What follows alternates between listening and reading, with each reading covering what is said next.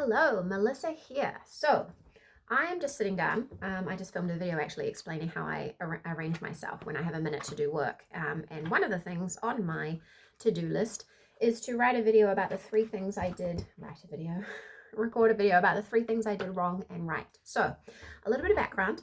I've been chronically ill for a long time.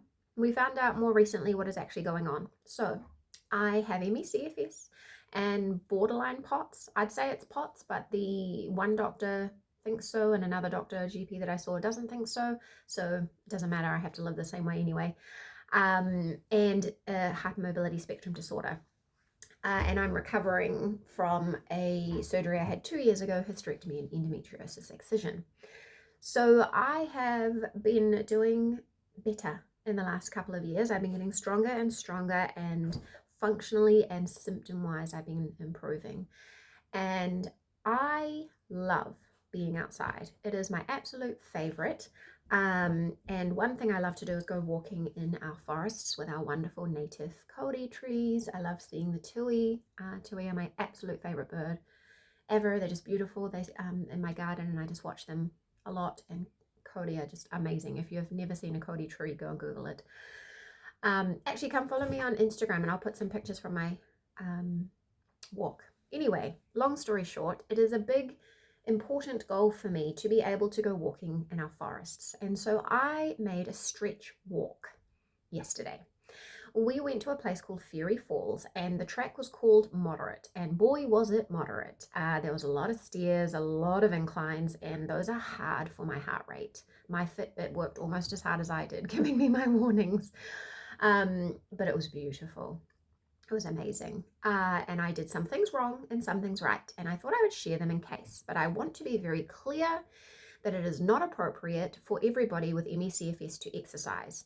And this is the result of me working for many, many years, right? 2 years ago, when I started back after my operation, I was literally only able to first stretch in bed, like literal, just like toe curls and diaphragmatic breathing just to get some movement going. And then I was like wandering across my lounge and back.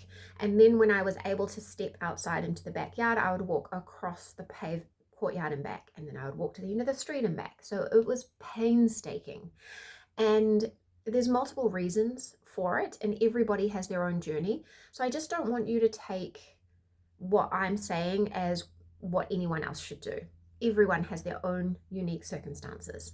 So I just want that to be real clear from the outset. So the three things that I did wrong, and I berated myself during the walk when I realized I hadn't done it. Number one, and the stupidest thing, is that I didn't wear my compression socks. And it's so dumb because I know how much they help.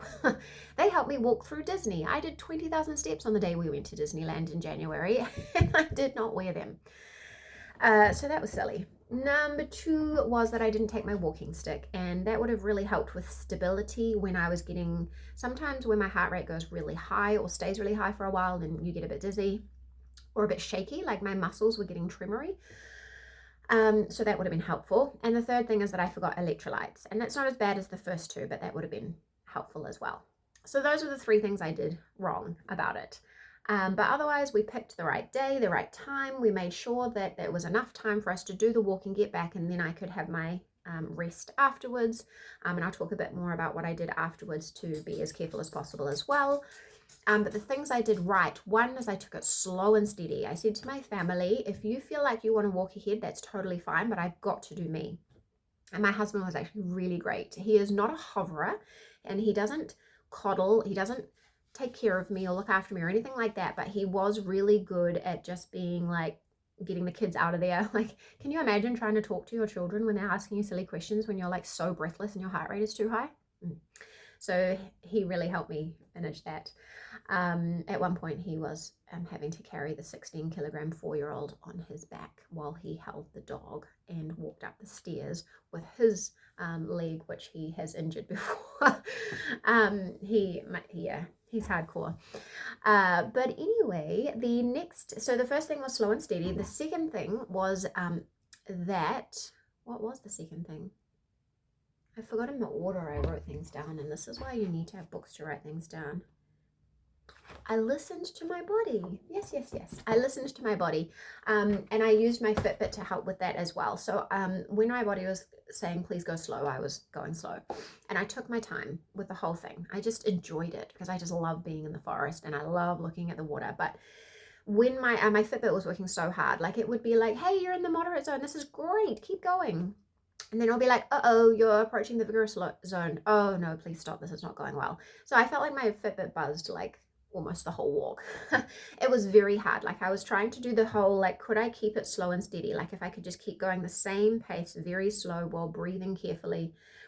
But even that, it's something about the incline is very hard on my heart rate, which is weird because also my heart rate goes the most high in relation to my arms and my upper body. So inclines are tricky. Putting clothes away like up in drawers, putting clothes on the clothesline, making my bed, getting dressed in the morning, all of these things. So it's like postural, but not like traditional. But anyway, so my heart rate was crazy, but I listened to my body. And the third thing is that I kept my pacing principles. So the idea of the really short kind of rest to activity ratios, how like was I taking minor breaks on the way and then the big break at the end. So when we got to the waterfalls, we took quite a big break and sat down.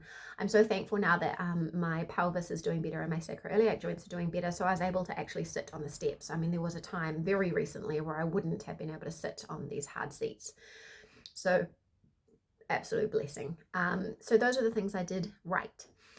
The walk back out, oh my gosh, it felt so long. We kept thinking it was nearly there. My husband was like, we're nearly there. And then we were not nearly there. So it felt very long going back out. So I think maybe it was a little bit too much for me. So I'd like to find something maybe like back a little bit in level. But we came home. I went straight to sleep. I did a 40-minute yoga nidra rest with my heat pack on and all of that. And then a couple of hours later in the evening, I had a magnesium salt bath with heaps of magnesium salts. So I feel like I did the right thing. I feel okay today, but I'm going to be careful. If the post-exertion malaise comes, then I'll know. But yeah, so those are the things I did right and wrong. Let me know if you have any questions, especially if you want to know about how I built up my strength and my exercise. But I hope that was helpful for you.